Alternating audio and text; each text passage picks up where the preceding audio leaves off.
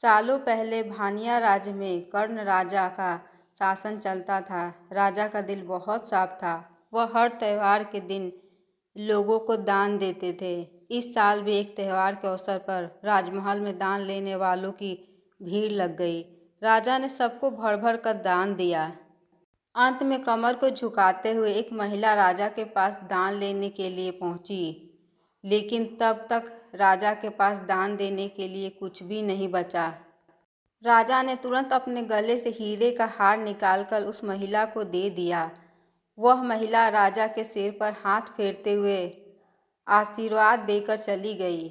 अगले दिन राजा अपने बगीचे में बैठकर सोच रहे थे कि मेरे जीवन में एक पुत्र की कमी है। भगवान ने मुझे सब कुछ दिया है, लेकिन पुत्र का सुख पता नहीं क्यों नहीं दिया। तभी राजा के गोद में आकर एक आम गिरा। राजा इधर उधर देखने लगे। उनके मन में हुआ कि आखिर यह आम मेरी गोद में आया कैसे। तभी कुछ देर बाद उन्हें बहुत सारी परियां दिखीं।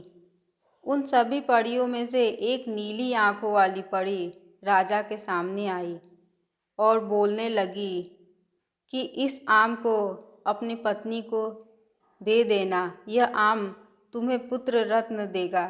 इसे खाने के 9 महीने बाद ही तुम्हारी पत्नी माँ बन जाएगी। वैसे तुम्हारे भाग में पुत्र सुख तो नहीं है, लेकिन तुम दिल के साफ हो और बहुत दानी भी हो, इसलिए तुम्हें यह सुख मिला है। बस यह सुख तुम्हें सिर्फ 21 साल तक ही मिलेगा। जैसे ही तुम्हारे बेटे की शादी होगी, उसकी मौत हो जाएगी।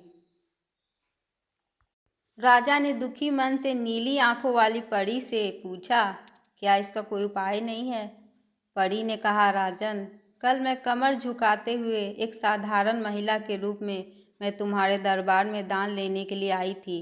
देखो, जो माला तुमने मुझे दी थी वो मेरे गले में है। तुम्हारे इसी कर्म और दूसरों की मदद करने की भावना के कारण मैं तुम्हें पुत्र का आशीर्वाद देने के लिए आई हूँ। लेकिन तुम्हारा बेटा 21 साल से ज़्यादा नहीं जी पाएगा। फिर भी तुम उसकी मौत होते ही उसे एक संदूक में डाल देना। उसके बाद संदूक में 4 दही के घड़े रखना और बीच में जंगल में लाकर छोड़ देना।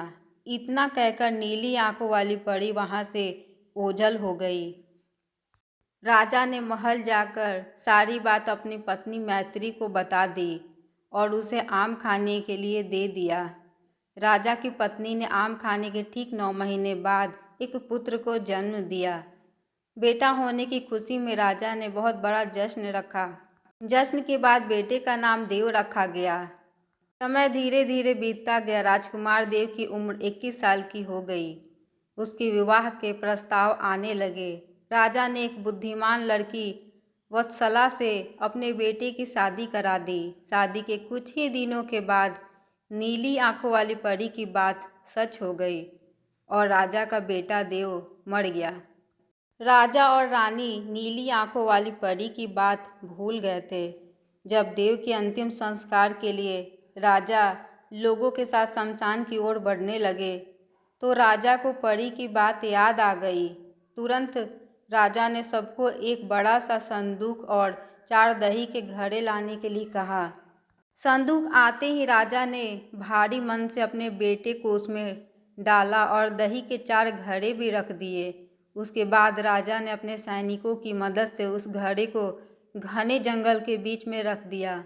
वहाँ से लौटने के बाद राजा का मन किसी काम में नहीं लगा। कुछ समय बाद देव की पत्नी अपने मायके चली गई। समय बीता और देव की मृत्यु को 1 साल हो गए। देव की पत्नी वत्सला के घर में एक बूढ़ा आदमी खाना मांगने के लिए पहुंचा। उसने बड़े प्यार से उसे खाना खिलाया। खाना खाने के बाद उस भिखारी ने अपना हाथ धोने के लिए दूसरे हाथ की मुट्ठी खोली। तभी वत्सला ने उस मुट्ठी में अपने पति देव की सोने की चेन देखी। वत्सला ने तुरंत ही भिखारी से पूछा, आपको यह चेन कहाँ से मिली? यह मेरे पति की है, जिन्हें संदूक में बंद करके जंगल के बीच में रखा गया था। भिखारी ने डरते हुए कहा, हाँ, मैंने यह चेन उसी संदूक से निकाली है।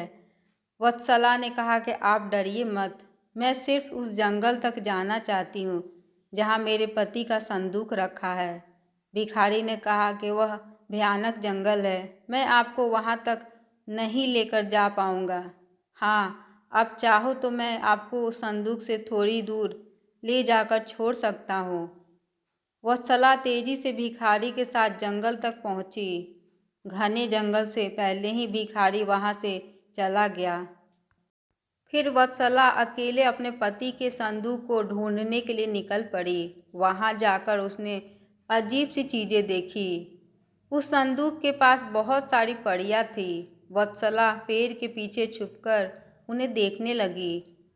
वत्सला ने देखा कि सारी परियों के बीच में से एक नीली आंखों वाली परी आई और उसने संदूक में एक लकड़ी देव के मृत शरीर के सिर के पास और एक पैर के पास रखी।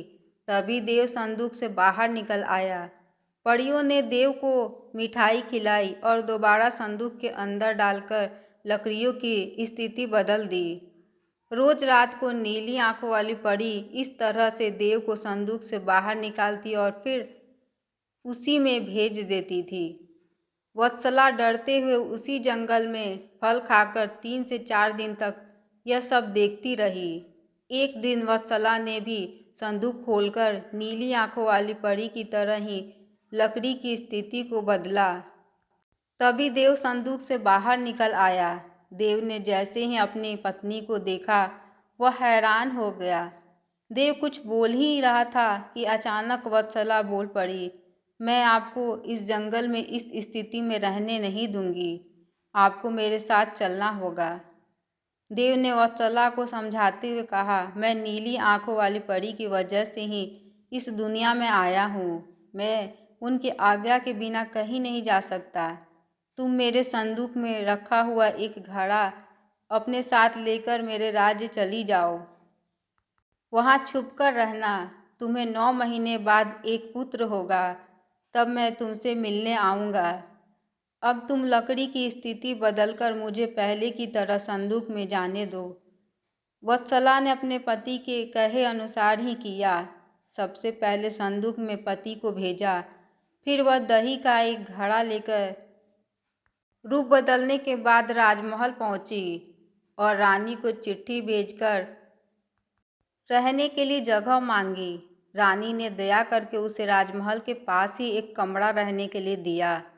जब रानी को पता चला कि वह गर्भवती है तो रानी उसका ख्याल भी रखने लगी।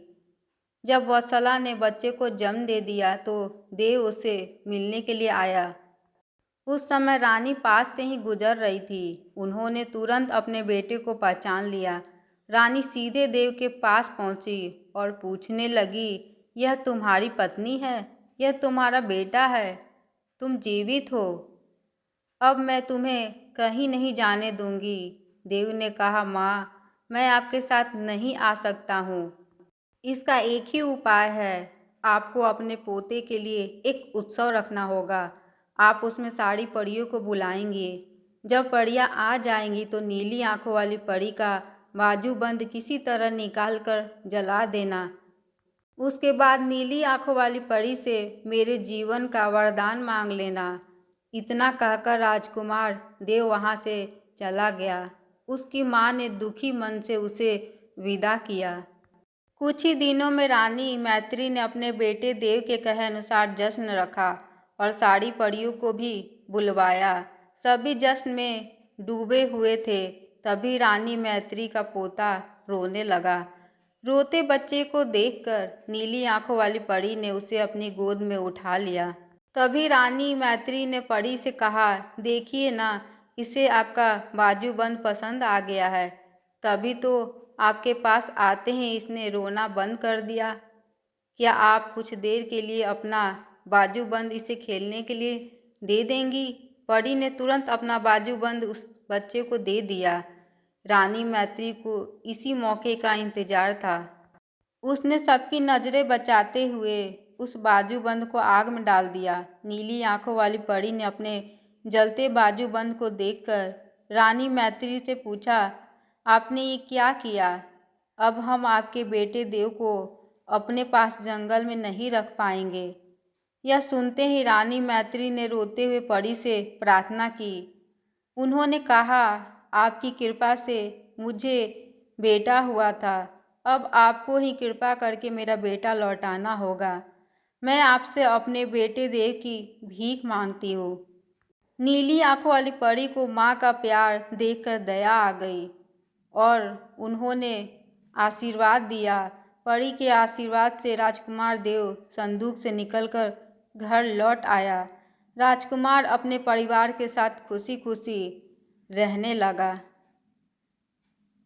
इस कहानी से हमें ये शिक्षा मिलती है कि विनम्रता से सबका दिल जीता जा सकता है और सब्र व सही रणनीति से इंसान मुश्किल काम को भी पूरा कर लेता है।